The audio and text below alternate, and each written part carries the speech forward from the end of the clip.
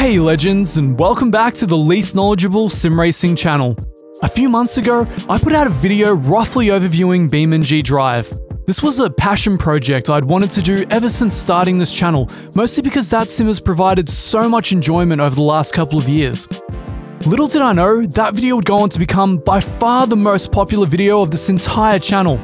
The scene spoke, and I always put a pin in the idea that I would go back and host more regular BeamNG content. Today is the first of such videos, where we overlook the awesome new major update from BeamNG, update version 0.21.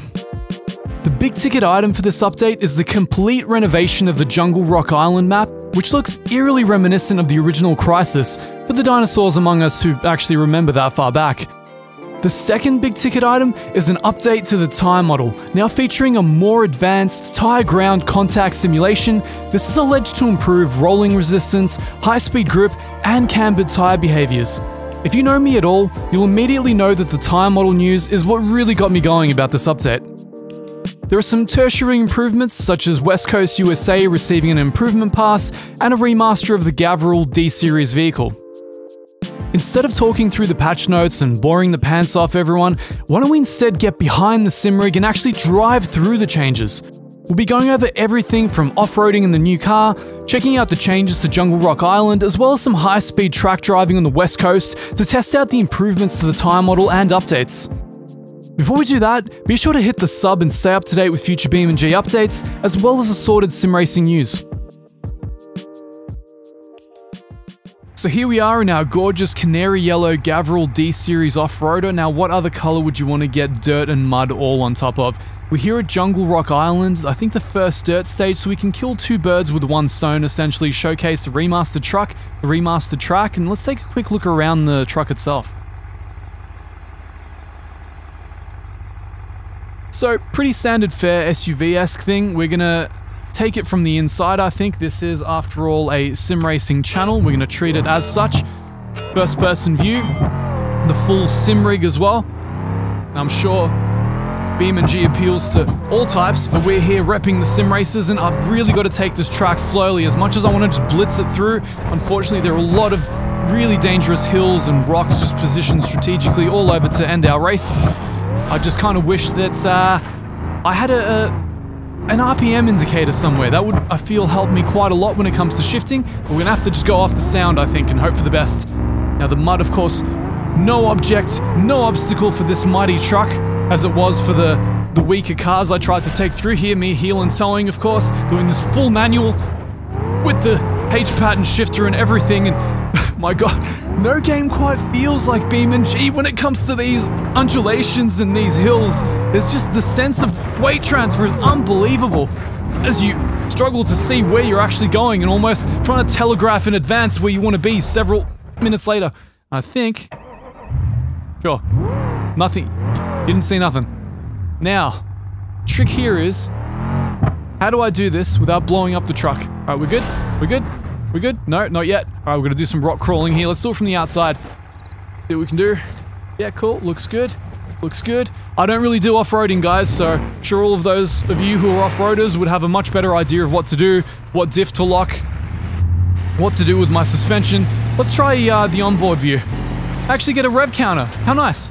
Alright, cross the stream. Try out those new water physics. Oh, very nice. Force feedback feeling amazing as always, so communicative in BeamNG. Almost at R factor. Wouldn't be wrong though. Alright, get the gear down. Oh my god! Feels like there's a supercharger on this thing. And what a supercharger it is. What a beast. What an utter beast of a machine. I'm kind of afraid to go too fast through here. I know it's technically a race, I just kind of want to get through it though. I feel like I'm playing Trials, you know? It's less BeamNG and more Trials.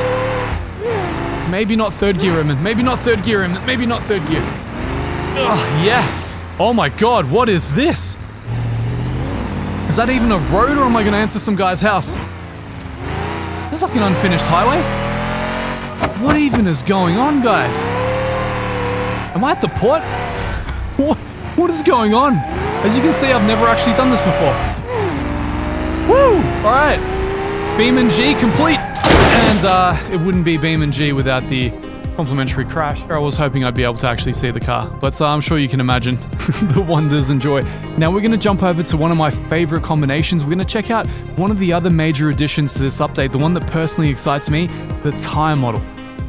So here we are in the Hirochi, Hibashi, Hishabu, the Lancer and the WRX ripoff car, basically with the Hillclimb trim.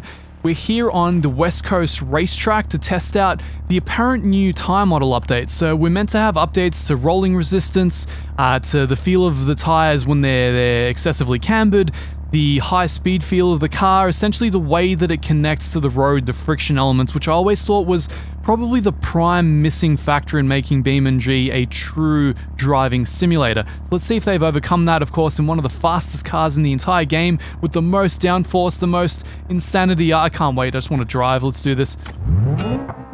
The interior view, of course, because we are still true sim racers with a stalled engine.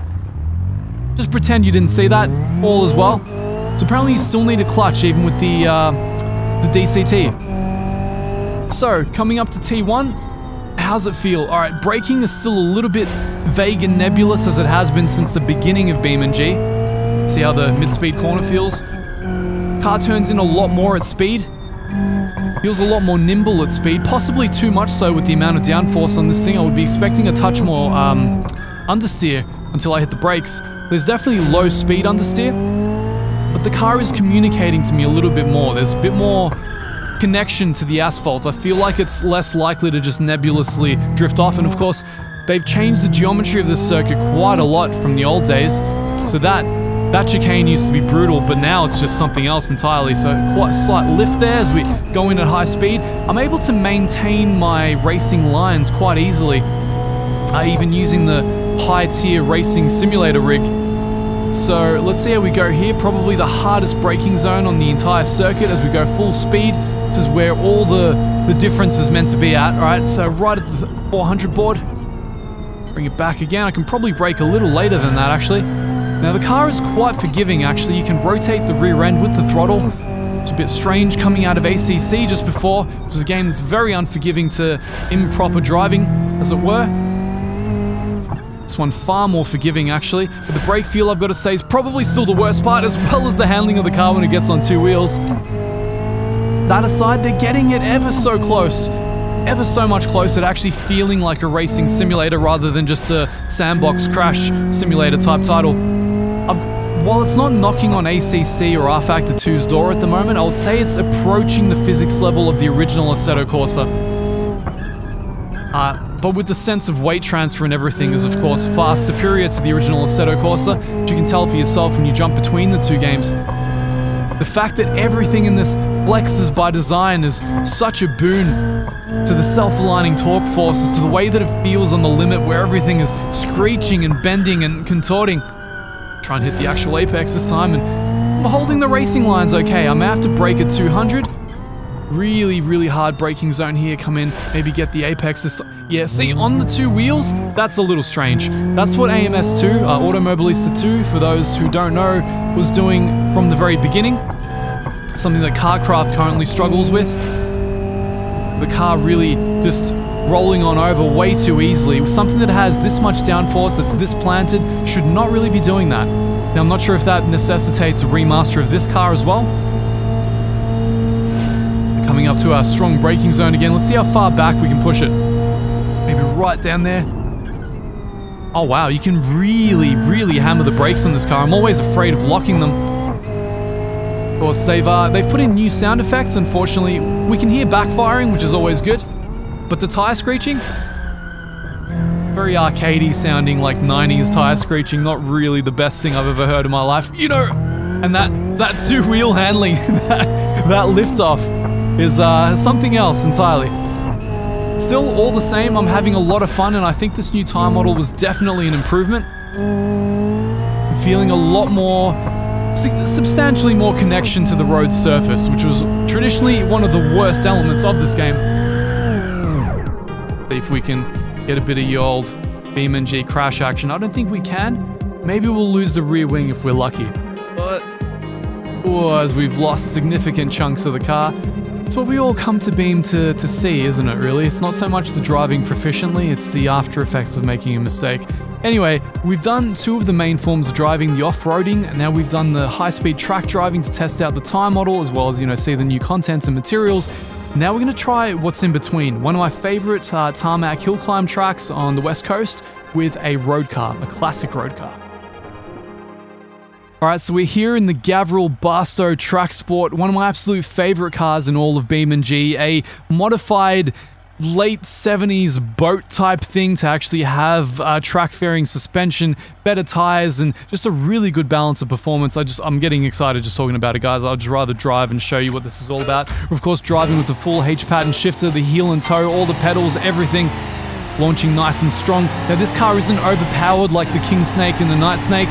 It can actually kind of manage its own power, which I always find really nice on a track-flavored automobile. And of course, you get a bit of that action, so you can really bend it out of shape, turn it into a Mount Akuna Dorifto simulator. If you so wish. 2 decades before its time. Do we want to stay? I'm going to stay in second, guys. I'm not gonna risk our safety that much as I brake and try to not bend the car too far out of shape. We're still kind of hitting the apexes, right? So I'm gonna say the more updates they make to BeamNG, the easier it is to drive it like an actual race car driver, right? For those of us who are actually into sim racing, we know what that's all about, right? Sweet. It's so much fun. This is just so good. If you want to feel ultimate weight transfer, if you want to feel ultimate drifting, it's BeamNG to me is just unmatched. Of course, it doesn't model the temperature of the tires, which is a huge disadvantage for those of us who are actual sim racers. Oh, but look at that! Look at that! And if I would have just love tap the corner, the barriers, it'd give me the real life consequence, if you will. Ah, just the self-aligning torque forces on the wheel. Apparently I've damaged the valve train, which is fine. It just means we have less power, so it's a bit more of a secure run. Oh, don't do it. Don't tap. Don't love tap. Not yet. It is not the time. As we slow down heavily downhill for this hairpin turn, can I bend the car out of shape and get it rotating in? This is, of course, the secret to lap times. So good. To those of you interested, every single bit of gear that I use for this is listed down in the description below, along with accompanying links. So, if you owe it to yourself to have this much fun in BeamNG, you absolutely can. Come on, yes! Hopefully I didn't bend anything out of shape there. I've got to say, this is more fun than it's ever been. The new tyre model, combined with the old 70s car. Alright, let's see if we can have the No, come on. Oh, yes!